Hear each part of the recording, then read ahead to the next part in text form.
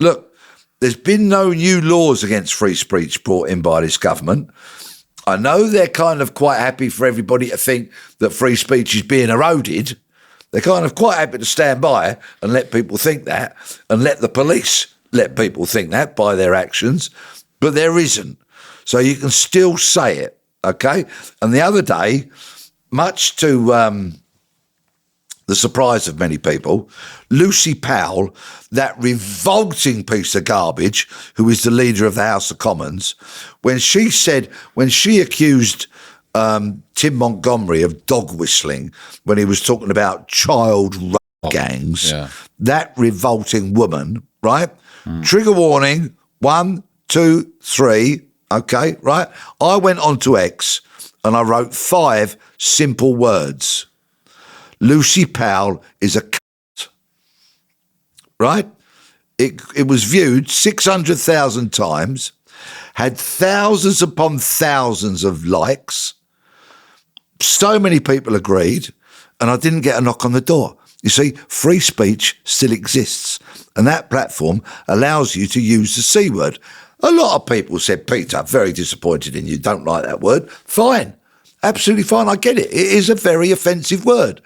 But when I heard her say that, it was the only word I could think of that aptly described her. But you know, they're not going to come knocking at your door because they know you're prepared for it. That's my concern. As people, the types of people they're going after is a fellow arguing in a WhatsApp group about school. Do you know what I mean? That's the issue. I get your point as well, but you know, it's complicated, isn't it? Keep the faith, people. Free speech is really, really important. What you do is hugely important.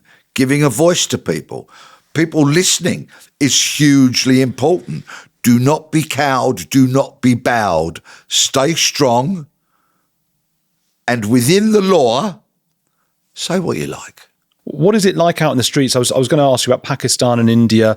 Is that going to cause clashes? And maybe now we need people in the police who have an inside understanding of that. Yeah, and let me just deal with that point, because the Met Police's response to this story breaking about the advantages to minorities, what they said was, we want a police service that represents the people we police.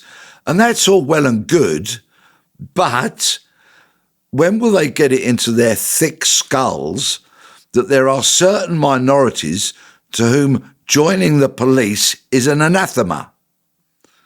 Okay? People get actively discouraged, turned away, and stopped from joining the police in certain sections of certain minority communities. So they're going to be bashing their head against a brick wall in certain regards. And they find a situation where there's like one applicant from that minority and now they've got to make sure that person becomes superintendent. Why do you think certain people from black communities use the vile expression to describe black police officers when they call them coconuts? Abhorrent expression, black on the outside, white on the inside. And certain communities do this. Black police officers will tell you about the abuse they get for joining up. So all this trying to force a square peg into a round hole is nonsense. People who want to join the police will join.